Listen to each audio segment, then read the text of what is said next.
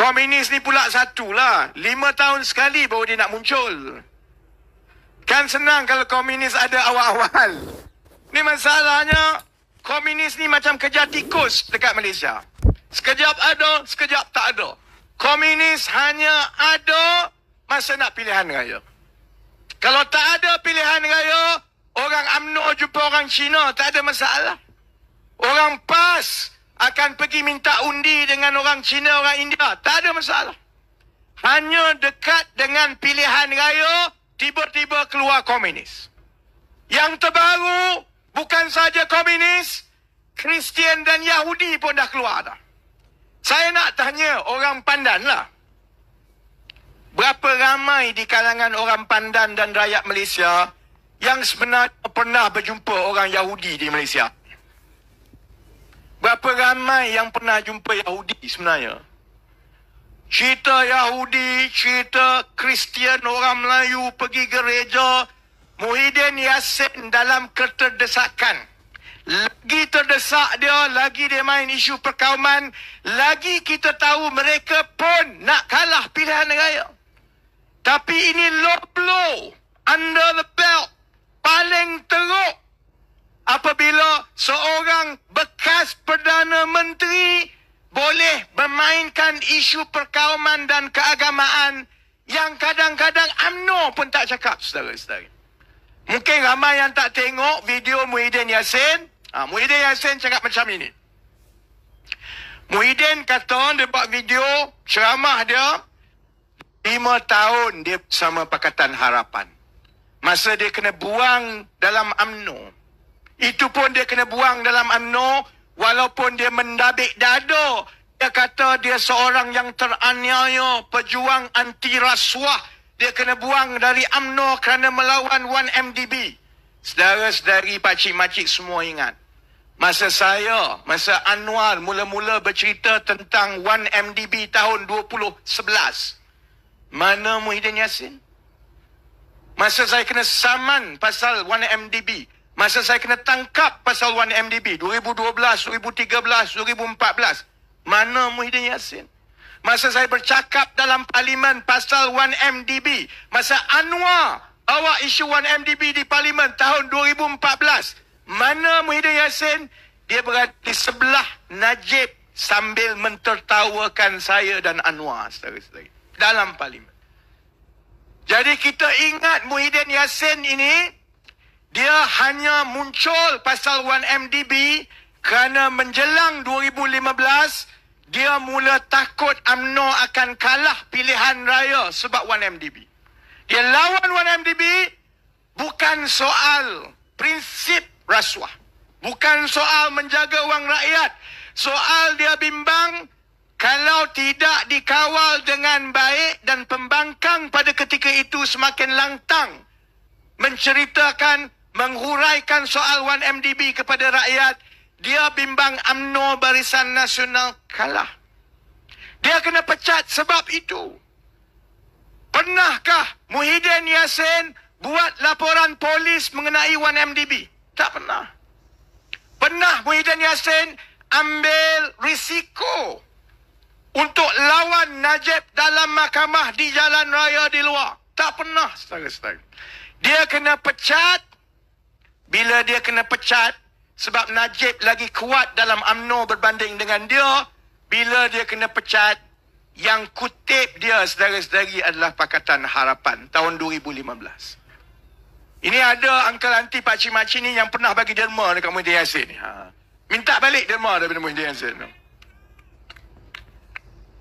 Kalau di Pandan, saudara-saudari ingat, selepas Bersatu mula wujud, saudara-saudari ingat macam mana lemahnya Bersatu, saudara-saudari. Kita yang tolong dia, kita yang bantu dia, kita yang bagi ruang untuk dia bertapak. Kita kutip dia dan daripada 2015 ke 2020, masa dia dalam Pakatan Harapan, kenapa tidak pernah timbul soal Yahudi nak ambil alih Malaysia? Mana kau pergi? Masa tu tak ada WhatsApp group dengan Yahudi ke? Masa 5 tahun Muhyiddin Yassin dalam Pakatan Harapan, kenapa tidak pernah timbul soal gereja dan Kristian? Sebab itu saya kata, yang lagi penting, kalau betul macam Bersatu, PAS, Perikatan Nasional sebut tentang ancaman Pakatan Harapan kerana di belakang mereka ini ada Yahudi, saya nak tanya Muhyiddin Yassin, tahun 2018 sampai 2020, Menteri Dalam Negeri adalah Muhyiddin Yassin. Bukan dari DAP, bukan dari PKR, Muhyiddin Yassin. Kalau betul ada ancaman Kristian, kalau betul orang bukan Melayu secara aktif cuba mengkristiankan Melayu yang macam dia ulang kepada Melayu di kampung-kampung sekarang, mana engkau Muhyiddin Yassin semasa tanggungjawab dan kuasa itu ada dalam tangan dia? Dan PAS pun kata, kalau kita menang sikit, kita akan bekerjasama dengan UMNO dan parti-parti lain. Bayangkan kalau jadi penyokong PAS, kalau jadi penyokong Bersatu, gerakan saya tak tahulah ada gerakan ke dekat Pandan ni. Bayangkan yang Melayu, yang jadi penyokong PAS dan Bersatu, minggu lepas kamu kata, jangan undi BN dan PH, undi BN dan PH masuk neraka. Minggu ini, PAS pula kata, kalau keputusan pilihan raya PN ataupun BN tidak menang untuk bentuk kerajaan, maksudnya PH menang lagi banyak kerusi jauh di depan, PAS bersedia bekerja sama dengan UMNO. Akhirnya, yang pengundi-pengundi PAS itu semua kena scam.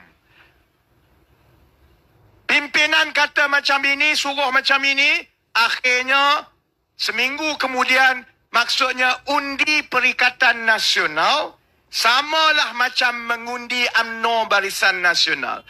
Undi Muhyiddin dapat Zahid, undi Zahid dapat Muhyiddin, saudara-saudari. Sebab itu bagi saya hanya ada 3-4 minit lagi sebelum saya kena ke Gombak. Pilihan raya ini ialah pilihan raya masa depan. Saya nak sebut memang betul, kalau saudara-saudari berada di tempat saya, 3-4 hari ini adalah masa yang cukup kritikal. Kalau Pakatan Harapan menang dan membentuk kerajaan, kita ada kerja yang banyak untuk membersihkan negara dan meletakkan balik negara di landasan yang betul. Kita kena fikirkan macam mana nak naikkan gaji rakyat. Saya tak tahu tentang pimpinan lain. Misi saya hanya satu. Kalau Pakatan Harapan menang di Putrajaya, saya akan beri sepenuh tumpuan untuk mencari jalan macam mana menaikkan gaji rakyat secara keseluruhan dalam tempoh 5-10 tahun akan datang. Kita tidak lagi boleh berada di paras gaji yang rendah macam sekarang. Kita tak boleh lagi budak-budak keluar universiti Melayu, Cina, India dapat gaji 1,800, 2,000, 2,200 duduk di Kuala Lumpur, sedangkan untuk jadi goreng pisang, orang yang digaji untuk goreng pisang pun gaji RM1,500 sebulan, saudara-saudara. Tak boleh dah. Misi saya yang paling utama lebih besar daripada kejar perompak-perompak ni ke perompak ni kita serahkan kepada pihak berkuasa. Misi saya ialah untuk menaikkan gaji rakyat dalam satu generasi ini. Kalau kita menang, banyak benda yang nak kena buat dalam masa terdekat. Soal belanjawan, soal wang, soal memastikan jangan lagi mana-mana pimpinan, mana-mana rakyat, mana-mana pihak boleh membuat ucapan yang berbentuk kebencian, yang menimbulkan kebencian di antara sesama rakyat kita. Yang melagakan Melayu dengan Cina, Cina dengan India. Saya akan tumpukan supaya kita buat undang-undang baru. Sesiapa yang buat kebencian sesama kita, padah menunggu mereka di mahkamah, saudara-saudara.